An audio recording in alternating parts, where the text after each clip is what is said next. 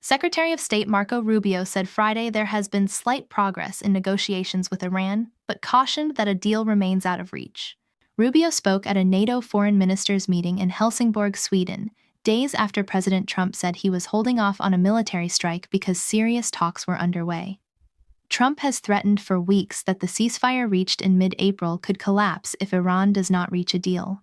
Pakistan's top army officer, Field Marshal Asim Munir, arrived in Tehran on Friday for a third round of mediation talks, and Qatar also sent a negotiating team working in coordination with Washington. Iran's foreign ministry said the two sides' differences remain deep and significant, and that no turning point had been reached. Key sticking points include Iran's demand for control over the Strait of Hormuz, which Tehran has effectively closed to shipping, cutting off about one-fifth of the world's oil and gas supply. The U.S. is blockading Iranian ports and has redirected more than 100 commercial vessels since mid-April. Trump told CBS News on Saturday that negotiators are getting closer to finalizing an agreement, and Rubio said in New Delhi there might be news soon.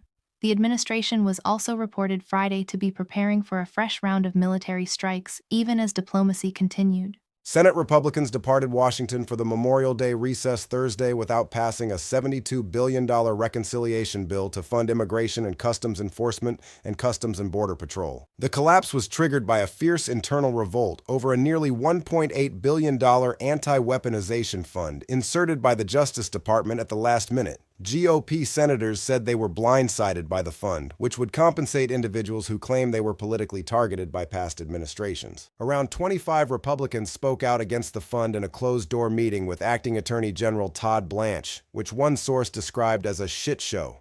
Senator Lisa Murkowski of Alaska said the White House had dropped a bomb in the middle of an otherwise well-planned bill. Senator Tom Tillis threatened to vote against the entire reconciliation package if the fund remained, and Senator Mitch McConnell called the pitch utterly stupid, morally wrong. Senate Majority Leader John Thune acknowledged the administration had not consulted him before rolling out the fund, adding the Senate would pick up where it left off after recess. Republicans can afford to lose only 3 votes on the party line bill, and the revolt means Congress will almost certainly miss Trump's June 1st deadline. Trump defended the fund on Truth Social, framing it as justice for those he said were abused by the Biden administration. Director of National Intelligence Tulsi Gabbard resigned Friday, saying she is stepping down to care for her husband, Abraham Williams, who was recently diagnosed with an extremely rare form of bone cancer. Gabbard's last day will be June 30th, and Principal Deputy Director Aaron Lucas will serve as acting DNI. Trump said on Truth Social that Gabbard had done an incredible job and would be missed, and expressed confidence her husband would recover. Gabbard is the 4th cabinet member, all women, to leave Trump's second-term administration, following former Attorney General Pam Bondi, former Homeland Security Secretary Kristi Noem, and former Labor Secretary Lori Chavez DeRemer. During her roughly 15 months as DNI, Gabbard was conspicuously absent from deliberations over the Iran war and faced questions about her relevance inside the administration.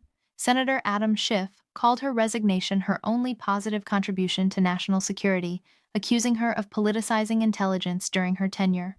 Some Republicans floated Representative Elise Stefanik as a possible successor. Senator Jim Banks called Stefanik a great replacement who would be easily confirmable. The Trump administration announced Friday that foreigners in the United States who want a green card must now leave and apply from their home country, reversing a policy that had been in place for more than 50 years. U.S. Citizenship and Immigration Services said the change applies to those on temporary visas, including students, workers, and tourists, with exceptions allowed only in extraordinary circumstances. About 600,000 people currently living in the United States apply for green cards each year through the adjustment of status process. Immigration lawyers and aid groups warned the policy could separate families and force people to leave jobs and communities for an application process that can take months or years. Critics pointed out that people from more than 100 countries are currently banned from re-entering the United States, meaning consular processing abroad could function as a permanent bar. The U.S. Embassy in Afghanistan has been closed since the American pullout in 2021, leaving Afghan nationals with no pathway. USCIS described the change as closing a loophole and returning to the original intent of immigration law. New York Governor Kathy Hochul called the policy a betrayal of the promise that built the country, while the Cato Institute's immigration director said it would drive talented people to other nations. SpaceX launched the first flight of its upgraded Starship version 3 rocket on Friday, completing the 12th overall test flight of the program from Starbase, Texas. The 407-foot vehicle, the largest and most powerful rocket ever flown, blasted off from a new launch pad at around 3:30 in the afternoon local time. The spacecraft carried 20 mock Starlink satellites that were deployed midway through an hour-long flight, stretching halfway around the world. The Super Heavy booster came down in the Gulf of Mexico about 6 minutes after liftoff, while the Starship spacecraft splashed down nose up in the Indian Ocean as planned before catching fire on impact. SpaceX said the fiery end was expected and not a failure, and Elon Musk called the launch epic. Not all engines fired as planned during the booster's return burn, and the spacecraft operated with fewer engines during its flight, but completed its full set of planned maneuvers. NASA Administrator Jared Isaacman said Starship is now one step closer to the Moon, where the vehicle is slated to land astronauts in the coming years.